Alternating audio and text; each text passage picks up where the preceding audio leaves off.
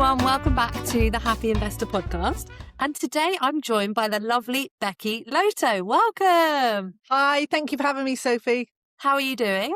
Fabulous, thank you. Looking forward to having a chat with you about all things investing, business, traveling and scuba diving.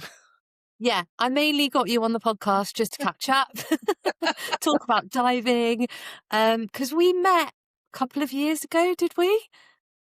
I think we were connected online for quite a while, and it was always, I need to meet that woman in person. And when we did, it was so good. I mean, that's the power of social media for me, is when people show up in video format, whether it be live or recorded, it's like, oh, they are as they are on social media. So yeah, I loved it. I think we met at Athena Dobson's Girls in Property event, didn't we, at last? Yeah, last at the year. property retreat, and just couldn't stop chatting. Yeah. Yeah. And the latest time we met, you abducted me from a photo shoot and said, forget the photos. We're not on the front row. Let's get and have a coffee and have a chat. And I said, yeah, okay. If I'm not on the front row, I don't want to be one of the people in the background. Let's go and have a coffee. I agree. Yeah, it was quite a long-winded group photo shoot. And I was just like, come on, Becky, a cup of tea. Yeah, and we weren't the stars, so... Yeah, but I think when you meet in person, it like 10 times or a million times the connection and the, you get the energy of someone. And whenever I get to see you, which is not often enough, I'm like, right, I want you all to myself. Come over here, have a cup of tea. Tell me everything you're up to. What are your plans for the year? Because you're always doing really exciting things. And you're always really positive and optimistic. And you're just an adventurer like me, aren't you? Oh, I love it. Yeah, I love traveling. We've obviously got that commonality of both being scuba diving instructors, and having lived abroad and living in places which are very remote and off-grid, which, I was listening to your podcast earlier today, and I didn't realize you had actually built the whole business, as in physically built the cabanas, the wooden huts where people stayed, and obviously, installed the compressor and everything off-grid. So for those who've never lived off the main electricity circuit and, who love the idea of being eco-friendly, obviously it's fabulous, but it does come with a lot of challenges. I think like how I ran a business, which is quite high tech, which was scuba diving and filming people on their scuba dives in a place that was all, the electricity was generated by solar power and wind power. And when that ran out, I was using car batteries to power up, expensive MacBooks, a big tower of DVD burners. I was like, whoa, I don't know how I did it. But yeah, you do what you do with what you have at the time, don't you? It certainly creates resilience. I remember in Indonesia, actually, we were so remote. And I remember the first computer we bought was called a Toughbook. Whoa. And it's kind of laptop that's like strengthened and it's waterproof and you can chuck it around because we were just really remote and it could survive out there. So crazy. So how did you get into diving? Tell me. I got into diving working as a holiday rep in Menorca in Spain. Yeah. And the dive centre, as with a lot of businesses there, like a karaoke bar, etc., etc. Oh, bring all your customers to us and then you can have whatever services for free. I was like, okay, I didn't really know about scuba diving. I love swimming. I'm from Cornwall, love surfing, being in the sea. I was like, yeah, let's try it. And when I saw their price list, I was like, whoa, I'm getting this for free. This is fabulous. So I learnt through there, I did, the basic course with a certification called PADI. And I just fell in love with it, exploring all the caves there. From there, I did a second summer, dived again in Menorca, then in Dominican Republic. And it was later when I was with my then husband, we were working in Cancun. Cozumel was very close, which is an island quite famous for scuba diving with the drift diving. So I thought, this is cool. You're not doing anything. You just literally get in the water. You don't even have to paddle. You just let the current. Yeah, and that's where I learnt how to take videos and photos underwater. And I thought, oh, this is fascinating because it combines the sort of, I wouldn't say I was a very creative person, but I found this creative side of me, which was, embodying so many different things. It's incredible. You're talking to the customers, obviously trying to sell them the products, the videos and the photos, but also you're pretty solo on the dive. Like, you don't have that responsibility of looking after people. You're looking for dolphins and turtles and the tiny little nudibranchs and everything you Yeah. said earlier on. Frogfish were only found in Cozumel in the whole world. So different things like that I found fascinating, and ended up managing that videography center because the Italian owner was like, well, you can do it. You've got the skill set, customer service Yeah. organization. Like, basically, there you go. And I'm off at the spa. So when we later, yes, I thought, okay, do that. But I was just thinking, beforehand, I learnt to videography, I think was taught to me, in Grand Cayman. I was living there for a while, and I was working for a property developer first and then in a legal firm. And in Grand Cayman, the waters are typical Caribbean, the clear turquoise, everything's Yeah. warm, everything's gorgeous, white sand, palm trees. I remember looking out of the window always from this legal firm thinking, I wish I was out there scuba Yeah. diving, because I used to scuba dive every weekend and any Yeah. night that I could. And my husband at the time was a scuba dive instructor. I'd got to nearly, as assistant dive master. And I thought, what am I doing in this air-conditioned office, doing things which is not very interesting, but, getting a very good wage, corporate life. Mm. Took the dive instructor course and I thought, right, I'm off, I'm out of here. So then we went to Mexico for a second time and then, learned more about videography. And then later on, after Cozumel, we went down to a little town called Mahahual, which is very close to the Belizean border. So Mm. off-grid, very, very small. It's 55 kilometers off the main road. So it's not like other towns in the Mexican sort of Caribbean side where you pass by, like Cancun, Tulum, Playa del Carmen. This was, you have to go just to that one town. And we went there because the diving was spectacular off the coast called Banco Chinchorro. So we went there for the diving, then thought, you know what, let's just set up our own business here. It's, we'd Yeah. found utopia. It was small enough to be able to start something new. So my husband ended up managing the dive center, and then I had my one video camera and one MacBook, Yeah. and that's how it started. Oh, it's It, just a dream, isn't it? yeah, yeah, and it grew really quickly. We had an American buy the business. He wanted to have cruise ship contracts coming in because he wanted the volume. So we had that very, very quickly. So I remember, a couple of months, just me, myself, and maybe a couple of people or 4 people, and knowing I had to sell something in order to eat and pay the rent. Yeah. And once we got that cruise ship contract, it changed completely. I literally flew to New York, stayed with my cousin, bought 10 of everything. And I was just thinking, this better work. If I Yeah. got a big loan from family for this, and it better work. And it did. And it was incredible for 4 years until the hurricane came and smashed everything up. Oh God. Yeah, I was going to ask what some of your challenges were, but thank you for sharing that because a lot of our guests talk about their business and a Yeah, lot of people share the cash flow struggle that you have when you start. it's And hard. I've been very open about saying, yeah, at the start of my business, I felt Yeah, like a failure until other people said totally normal. And yeah. now I know actually it's part of growing a business because Oh, you have to absolutely. spend money to make money. You have to invest in your business to make it bigger. And it's really scary, isn't it? Yeah, and it's also, you have to be maybe slightly crazy to Yeah. do that, but you have to have the self-belief that will work, and you have to go all in.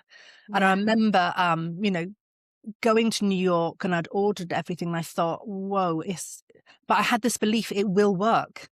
So then I had all the equipment, then I needed the staff, and it was really hard to get people who already knew who to scuba dive, who were interested in learning videography and Yeah. photography, who could speak English or enough to sell, Yeah. and it was an interesting time, really was, building that team up. But you're right on with the cash flow. At the beginning, everything was invested back into the business, paying off those loans, Mhm. while also trying to rent and eat, etc. But you've got to be slightly crazy and just go all in. Yeah, and I love the product that you were selling because I remember when Yeah, I was teaching diving, I worked in Koh Tao to start with, which right. is one of the busiest places. It's one of the cheapest places in the world to learn to dive. So Yeah, you get all the backpackers coming in, do a really cheap course. There's like 40 people on a boat. There's like 30 boats in the bay. Everyone's doing open water. yeah, And I was there as a new instructor taking these people out. And I remember my very first course, we had a videographer and I was teaching an English couple and a Kiwi couple, and the Kiwi guy was a sheep shearer. I was like, okay, great. They were lovely. So I was teaching the four of them, and this videographer came to them on the last day and said, "Hey, do you want me to come with you for the day? And then you can all buy your DVD afterwards." And they were like, "Yeah." And it was so much fun. Like we did fun entries into the water, like going in backwards, doing a somersault, like doing silly things under the water. And then they, in the evening we went to the pub and they would show these videos and people would buy them. I've still got that DVD because it was my first open water course that I taught as an instructor. So it means a lot to me. And I've got it upstairs somewhere. Maybe it's in the attic, but I really treasure that. And I Yep. think that for most people, when they go diving or they do that open water course, it's such a moment for them Mm. that to Yep. have that as a souvenir of, oh my God, that's when I went diving is a really cool product. So Yeah. imagine all the people who have got your videos. Yeah, I didn't think of it like that, but actually, yeah, and it's a very fun thing. I obviously Yeah. work very closely with the dive masters and the dive instructors, and I was always, very conscious of not interrupting them and safety being Yeah, of course. priority, obviously. But I'd check out the level of the diver, and then if they're confident, you can tell as well, how they check the equipment straight away if they haven't dived in a while. Yeah. So I just ask them to take the regulator out, put it down, obviously, and then blow kisses, Yeah. somersault. I mean, cheesy as heck, but that's what they wanted, and it was a lot of fun. Yeah. Really So loved it. tell us about the hurricane then. What happened? So that was Hurricane Dean, which was a Category 5, which is the strongest Category 5, of a hurricane, sorry. Um, And the eye hit us directly, unfortunately. So we were all evacuated. The military came around. We had just after 4 years, we'd bought a plot of land. We'd built our own house, eco-friendly with all the rainwater collection system, etc. And, we were in there for 2 months and we were so proud of it, small, but it was ours. And yeah. my husband was like adamant he's not going. And then the military said, right, you got to go. Oh, wow. And I said, you know what? It's at the end of the day, it's bricks and mortars. Let's go. We were evacuated. We went 3 hours up north to Playa del Carmen in a friend of a friend's house. I don't know who it is, but thank you to that person. About 20 of us staying, everywhere we could. And the big problem was if the cruise ship port was destroyed, that would affect everyone's livelihood in some shape or form, even if you weren't working directly with tourists. Yeah. Obviously, the cash, flowed around that one town and from the tourism from cruise ships. And I remember the next day, a woman from Argentina just said, it's done. That's it. The cruise ship port is destroyed. What are you going to do? So I'm going to put the kettle on and have a cup of tea. She said, "Oh my God, you're so British. Look at that. Yeah. Look at that. I just Tea is the overnight. start of everything. I've lost my business. I don't know if I have a home, etc." Oh, But wow. that's it was quite traumatic. But I think when you're younger as well, maybe naive, silly as well. I just had this belief that it will be okay. How old were you? Everyone's in the same boat, and very much like your story where you had to deal with that fire. Yeah. It's your community, everyone helps. So Yeah. we were very fortunate. We had a huge system of fresh water, rainwater under our house. Yeah. We didn't have any electricity. Someone else had a generator, so people could come to our house and have showers. And we had like a week of parties. So we had it sounds awful, but what else are you going to do? Yeah. A lot of our friends were owners of restaurants. They had this food in freezers. It was, perishable items. Obviously, the rum, tequila, and vodka wasn't perishable, but we had to drink it anyway. And I remember a week, we're all in shock. People were coming Yeah. around to our house. It was just open door because they could shower at ours. And then they brought food, and it was everyone helping everyone else. Yeah. And then sort of reality shock sort of dissipates, and it's like, whoa, actually, what are we going to do? And separated from my husband for 6 months. I went up north to get a job there, worked with an incredible British couple who, in hindsight, really looked after me. Yeah. And fabulous couple. And Hugo stayed doing basic maintenance, clearing up work. And then I came back. People were asking, is my house there? Can you pay the caretakers? Because apart from this town, 30 kilometers either side, completely off grid, was, thin strip beach houses, then the mangrove swamp behind. So very, very limited communication access. So I started doing a few favors, then realized this is a business. And that grew very, very quickly. And a couple of owners then said, okay, now we've taken the hit with all the maintenance costs. We want to get some revenue in. Can you do holiday lets? Yep. That was another arm of the business that started. Then I got really frustrated with the local laundrette because they just weren't dealing with the volume of sheets and towels I had quick enough, and they Yeah. didn't understand the turnaround. I was like, people are arriving today, I need this stuff. And it doesn't matter how many, sets of sheets and pillows you have, etc. There's never enough when you've got Yeah. these holiday rentals. So opened a laundrette. My brother invested in that Yeah. with myself and my husband.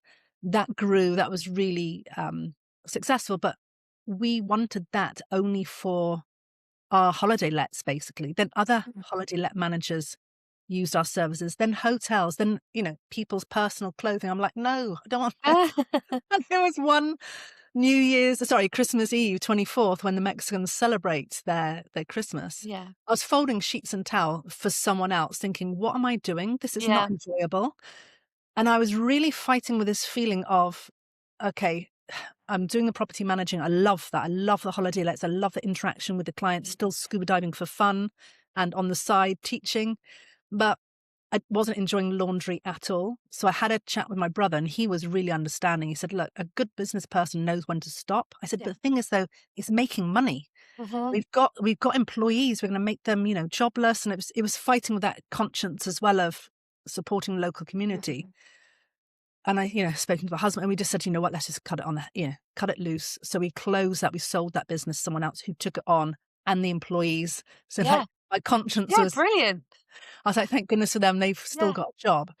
And afterwards, the relief was huge, Sophie, Yeah. absolutely enormous. And my focus was 100% on that property business there, Yeah. which skyrocketed. I ended up selling beachfront Caribbean lots for thousands of dollars. Wow. And I didn't have the time to put in with the relationships for people first, because obviously it's a massive product, hundreds Mhm. of thousands. And I found Yeah. my niche with people from other parts of Mexico, Mexican people who, appreciated that I could speak Spanish and English if needed. And they just liked the fact that I'd lived there and I knew the customs. Yeah. And, when I say have a client, you had a client all day. You were to have the chit chat, see the photos of the children and then the grandchildren and this. Then if they like you after, this massive meal, then you Yeah. talk about business, then you show them Mm. the property.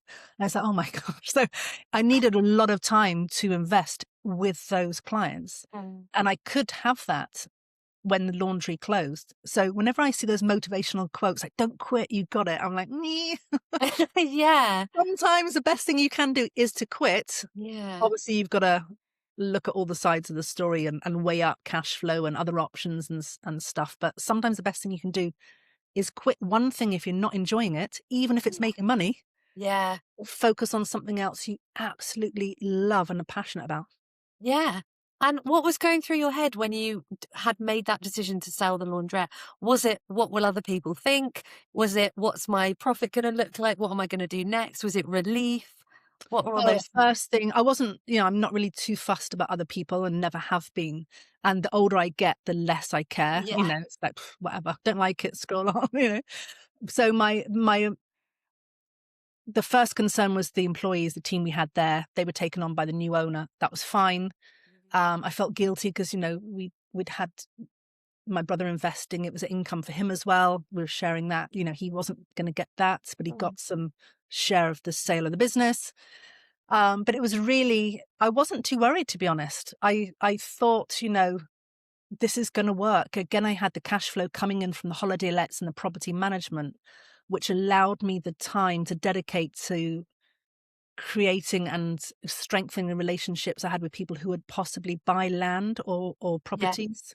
Yeah. Obviously the higher ticket items, so to speak, hundreds of thousands of Yeah. dollars. So you So weren't just quitting going, I'm not going to do that and I have no idea what to do next. no, not at Full all. plan in place. Yeah, I had the two incomes coming in from property management and the holiday lets Wow. before, so I knew I could concentrate on the sales as well, the real estate as they call Yeah. it. And So, did the cruise ships come back? yes, they came back probably about a year and a half later. It was Yeah. yeah, it was painful for a lot of people in the community. I mean, the power of the pivot Yeah. when you are forced to. I mean, people were so creative and Yeah. like hats off to them. And I really admire the whole Latin American culture of being entrepreneurial as well. Mm. They take advantage of everything, or any opportunity. They create opportunities. For example, you go to a petrol station, someone's selling back in the day, CDs or this and that, and Yeah. there's no social care system there. So if you're not earning money, you don't get, you can't eat Mhm. literally. So it does produce more of an entrepreneurial spirit. Yeah. Because we were in a small town where there was very few businesses at the beginning, it was very much a pot of different nationalities, Mexicans, Italians, Spanish, French, Germans, British. Actually, it's only two Brits, me and another guy. But it was a melting pot of people there, and it was basically you creating businesses to help everyone else or work Yeah. with tourists, because there's no other. You couldn't really be an employee very easily. There's a few hotels, and that was it. Yeah, that's amazing. And I think we don't really have that in the UK. Like No. the typical thing is get a job, get on the career ladder. Yeah. And if you want to start a business, it's like, oh, okay, that seems a bit risky. Yeah. Good luck. And you don't have that just freedom. In Indonesia, when we built a resort, we could do anything we wanted. You Yeah. could build anything you want. We were making it up as we went along. It was a really exciting time. And it And I think it's worked, didn't nice it? to bring that forward and to have that sort of anything is possible kind of attitude, isn't it? Yeah. If you've created a business from literally a plot of land, an Yeah. island in Indonesia, you can do anything, Sophie. That's why I admire you so much. You've got such Oh, resilience. It's fabulous. But just going back quickly on something you mentioned about business in the UK and stuff, I think a lot of people get scared with the whole terminology, like mm. startup, founder, business. It's like a business can be, selling lollipops at school, Yeah. things, it's I've invested my daughter in that. Unfortunately, she ate the profits, literally. So I'm like, right, you owe me 20 quid. But it can be anything. You can start with anything that you like. And I think so many people don't realize they've got all these talents and skills that they can potentially sell on. Like I'm Yeah. talking about even a PDF, a couple of pages for a tenner, Yeah. anything, because what you're good at, sometimes you don't realize that other people aren't good at. You can use Yes. those skills to produce revenue, can't you? Yeah, absolutely. Yeah, and that really excites me as well. Like, Yeah. got a friend who's really good at cakes, and she has a job, and then she makes these amazing cakes. And I'm like, you could do a course on this, you could do a video series on this, you could teach people. But not everyone needs to do that, Becky. Not everyone needs to. No, I find it hard though, because I do love talking about business the whole time, Yeah, to yeah, anyone and everyone who looks, yeah. who wants So to talk about. tell us what you're doing now. What are you doing at the moment, and what are you really excited about for this year? Okay, what I'm doing, two things. I have house share. Obviously, the HMOs Yeah. in Cornwall, so it's managing that. I've got great tenants in there, and so it's very easy to manage at the moment. Had a disaster in the summer. Someone decided not to pay for 3 months, Oh, which was extremely stressful because that fifth room was the profit. yeah. But after 3 years, it was a learning, and same checks as everything.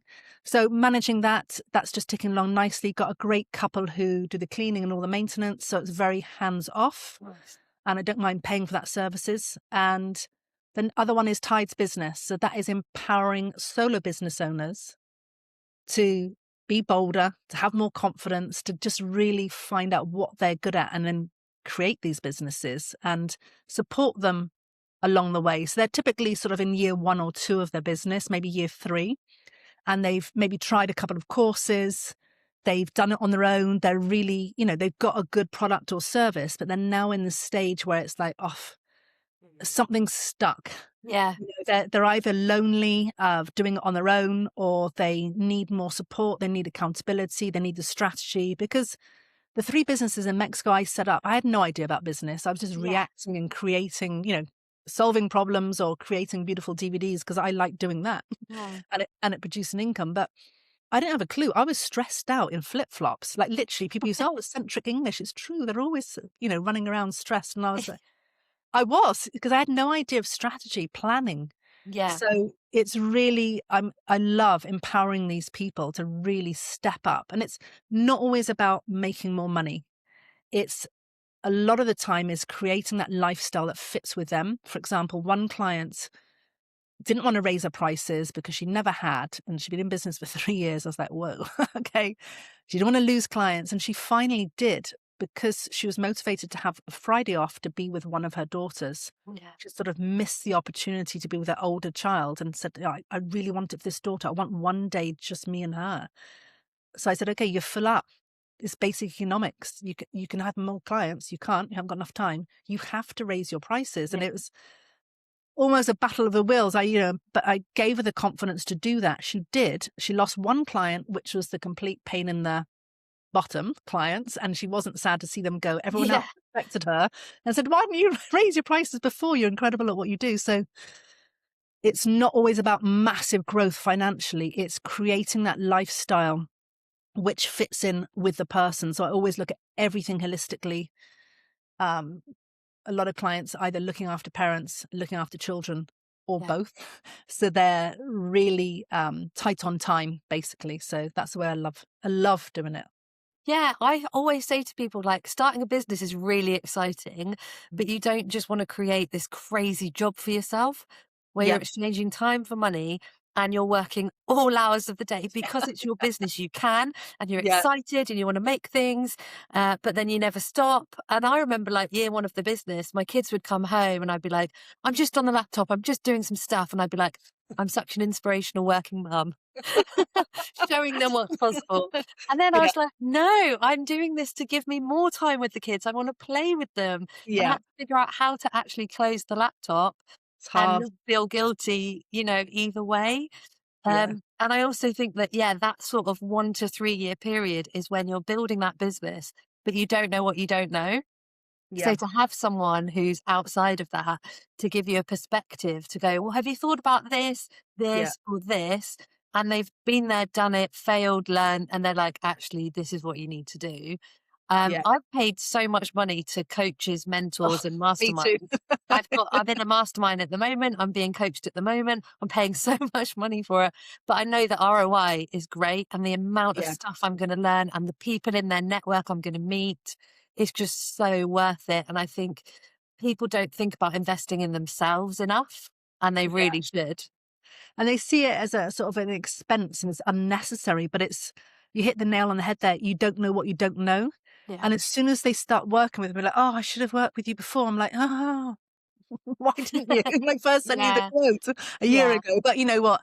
I think everyone's you got to get that right timing. And I never ever want to convince people to work with me. If the time's right, it's great, and if they don't believe in that value, they are going to carry on going, probably being successful, but a lot slower Yes. to get that result, and also maybe a little bit more stress. So it's creating that horrible work-life balance, which I don't think really exists, but it's just Um, trying to envelop everything that's, what takes up your time. yeah. Let's look at that, and let's be realistic as well, because I'm all for ambitious business owners and wanting to have these massive goals. It's great, but so often we're disappointed because we haven't got there yet. It's like you've Mm.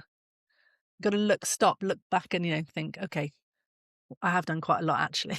Yeah, look where you were Celebrate the last wins. year. Look where you were last week. Look Yeah, how far exactly. you've Celebrate come. the wins. Yeah. Yeah. And I know you really help people with like confidence and self-belief. Mhm. I see it so many in lots of women that I work with. People sometimes ask me like, where did you get the confidence from? Why are you so confident? So let me throw that at you. Where did you get Ooh. confidence from? Why are you so confident?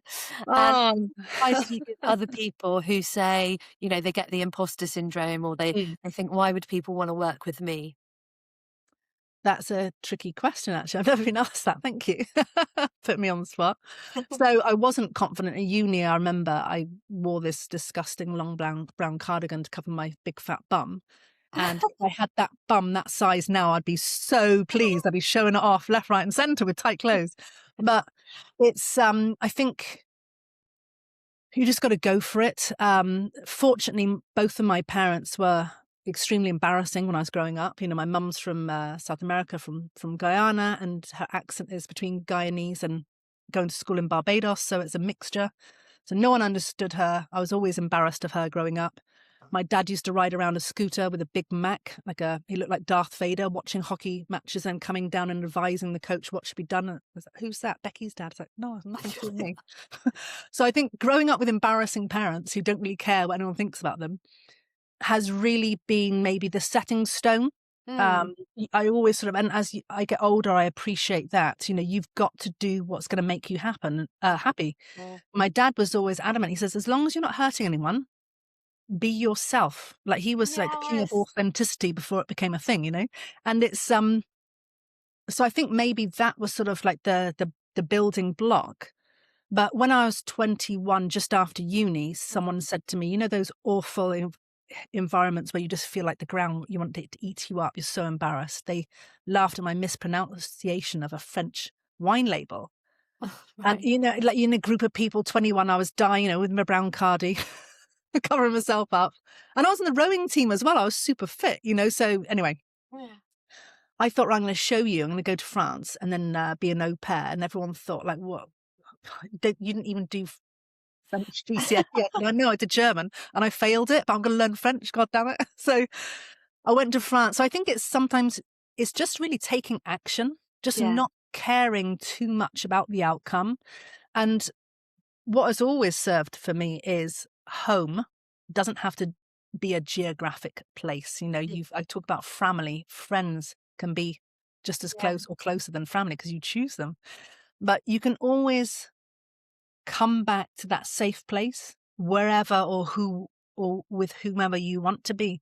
If you don't try things, you don't know what opportunities are available to you. But everything I've tried obviously made huge mistakes, had so many embarrassing incidents. Like, we'd be here for 5 months talking about my embarrassing moments.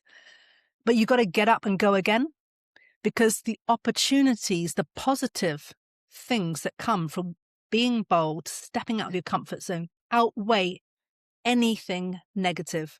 People laughing at you, talking about you behind your back, or falling flat on your face, literally, when learning to snowboard and ski when Yeah. everyone else knew what they were doing.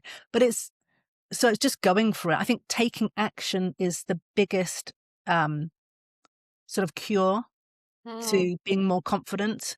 We waste so much time thinking about doing things. If we spent half that time actually doing things, I'm talking about, breaking it down to baby manageable steps. For example, a lot of people come to me like, oh, how can you go live on social media? Which, I find quite easy. I don't care if my hair's a mess, just, post Yeah. surf on the beach.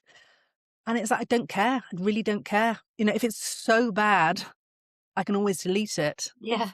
But a lot of people resonate with those videos, which are just, I look at them and think, oh my God, no makeup, post gym, woolly Yeah. hair. I mean, I did one at Christmas. I thought, oh, I'm just going to do it.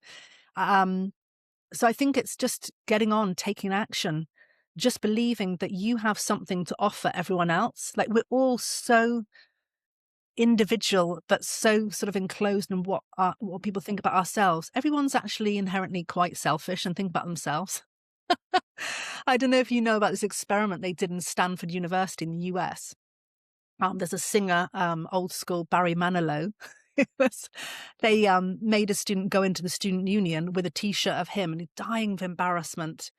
And he went out and they did a study, and this is a brief summary, obviously, and they realized that hardly anyone noticed he'd had this embarrassing singer on his T-shirt. Yeah. He was dying of embarrassment. Yeah. Everyone's just looking out for themselves. So, Yeah. long-winded answer, take action. Don't worry about what anyone else is thinking. If it goes wrong or not as expected, come back to your safe place, tweak, go again, or forget it. Do something else. Brilliant. I love that. That's gold. I love that so much. So, yeah, tell me what you've got on happening this year. What are you excited about? Well, so excited. I love speaking. I love, give me a mic and that's it. I love empowering people. So I've got quite a few speaking gigs talking about either the power of collaboration, your network, your community around you, how they can help you when things are tough. Yeah. And also when things are going well, they can celebrate your wins. And also about being boldly brilliant. So talking to property investors mainly and business owners about getting out of the comfort zone, a lot of the things we've touched on today. So those are my two keynote speakers. So I'm really excited about that. I run in-person events, so quarterly strategy days where we make a plan for the next 3 months. Again, Yes, I want to come. You need to send me the yeah, dates. break these down. And the power you get when you get a small group of women in the room is phenomenal, because people share and they realize, oh, it's not me just, Yes. being crazy. Other people have this same issue as well and challenge, and everyone else helps everyone else. It really empowers everyone in the room. That's what I love doing, empowering people. And the other thing is really exciting, something different, apart from the one-to-one mentoring and one-to-one strategy days, is I'm going to release end of February is a group mentoring program for 6 months. So this is for those people who've done it on their own. They're a bit, stuck, like the ideal client we were talking about beforehand in year 1 to 3 of business. They just need that community around them to sort of rally around, support them, keep them accountable.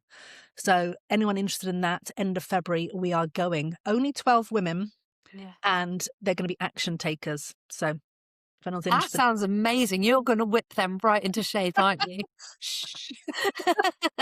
Yes, I will. I can't think of anything better. That sounds amazing. Okay, Thank so you. where can people come and find you? And I'll put all the links on the podcast. Fabulous. So Facebook, Becky Lotto. My last name is Loto, means lotus flower in Spanish and Italian.